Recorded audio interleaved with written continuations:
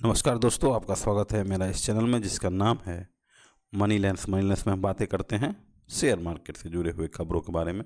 तो चलिए शुरू करते हैं। सबसे पहले हम देखेंगे कि आज के इस वीडियो में आखिर हम आपको क्या देने वाले हैं।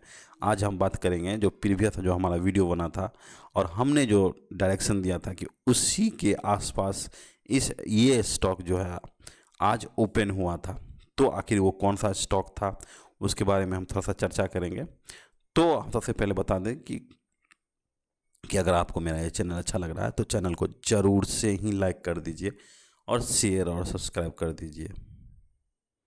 तो आपने सब्सक्राइब कर लिया, तो चलते हैं आगे। अब जो है हम हर रोज़ की तरह आज भी हम देखेंगे अपना निफ्टी 50 का हाल। तो हम प्रीवियस वीडियो में बताए थे कि निफ्टी 50 जो कल जो गिरा था वो सिर्फ फेड का जो अभी रेट कट के लिए होल्ड हो गया है उसके कारण था, और लिक्विडिटी यानी क्योंकि मार्च अभी जो है मंथ का 20 तारीख चल रहा है, तो अक्सर लोगों के पास रुपया अभी क्या हो जाती है, कम हो जाती है, जो कि मार्केट में नहीं लगाने के लिए प्रेरित करती है। अभी तो फिलहाल किसी लोग के पास अभी पैसा नहीं होगा, तो इसीलिए लिक्विडिटी कम हो जाती है। और तीसरा कारण था कि ईरान और इजराइल का जो युद्ध हो रहा था उसके कारण भी आप देखिए कोई डायरेक्शन में नहीं मिल रहा था, लगातार युद्ध हो रहा था। वो इस पे अटैक कर रहा था और इजराइल ईरान पे अटैक किया जा रहा था। तो एक्चुअली में को भी मार्केट को सही पोजीशन, सही डायरेक्शन नहीं मिल रहा था, जिसके कारण मार्केट नीचे गिरा था। और दूसरी बात यह है कि आने वाले जो अब तो बस 10 दिन और है, 10 दिन बाद जो नए नए रिजल्ट सीजन आएंगे तो उसमें भी फिर एक डायरेक्शन मिलेगा कि आखिर किधर की तरफ जाना है, क्योंकि रिजल्ट अभी अब 10 दिन ही बचा हुआ है। 10 दिन के बाद जब रिजल्ट आएगा तो पता चलेगा कि मार्केट का मूवमेंट अप है डाउन है। तब तक मार्केट में मेजर मूवमेंट नहीं होगा।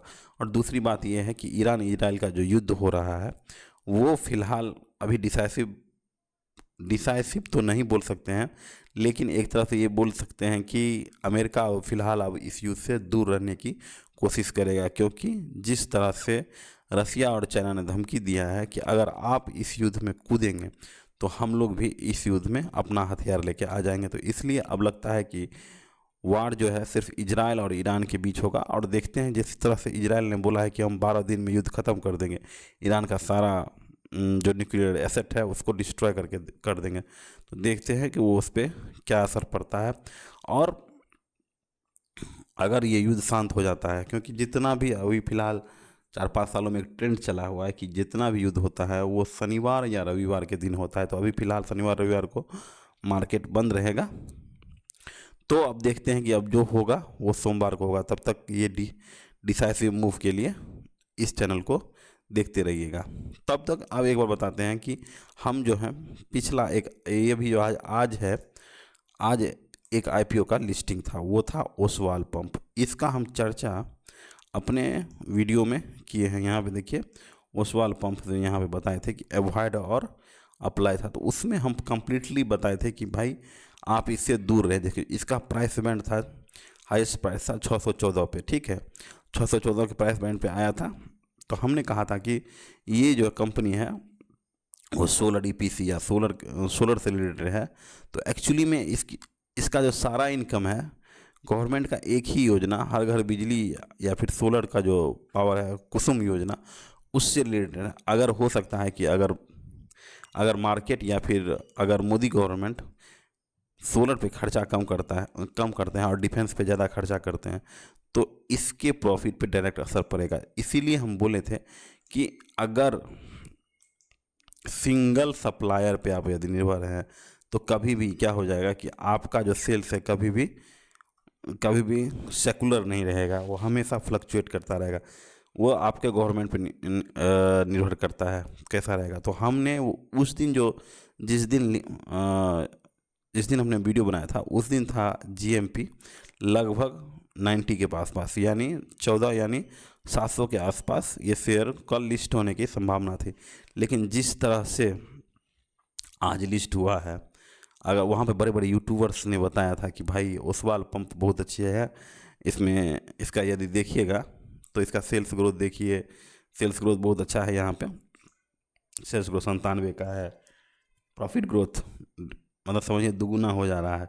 सेल्स ग्रोथ 1 गुना मतलब कि 2 ही गुना समझिए, और ये प्रॉफिट ग्रोथ 3 गुना हो जा रहा है। तो एक्चुअली में जो हमारे बड़े बड़े यूट्यूबर्स थे उन्होंने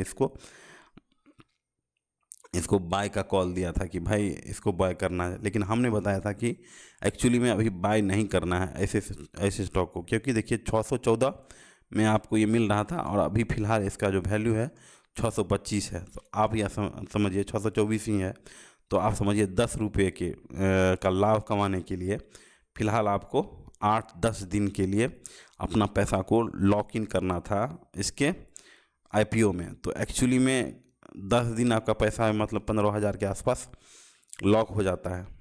तो इसलिए बोल रहे हैं कि जिसका जीएमपी, एक समझिए एक फार्मूला कि जिसका जीएमपी ज़्यादा हो और जीएमपी ज़्यादा हो उसी में सिर्फ अभी फ़िलहाल आप निवेश करना चाहिए, क्योंकि उसमें आपको रिटर्न मिलेगा। इसका जीएमपी हम 96 था, बहुत अच्छा था, लेकिन धीरे धीरे क्या हो गया कि मार्केट सेंटिमेंट इसका ख़राब होने लगा, और ख़ासकर हम जो वीडियो बनाए थे उससे और हुआ था। तो धीरे धीरे क्या हो जाता है कि इसका मार्केट गिरने लगता है, और फिलहाल देखिए 625 यानी सिर्फ 10 रुपये पर शेयर के हिसाब से प्रॉफिट मिलेगा। अगर अभी यदि बुक कर लिए तो हमको लगता है कि आने वाले दिन में ये 500 या 450 के आसपास आ जाएगा।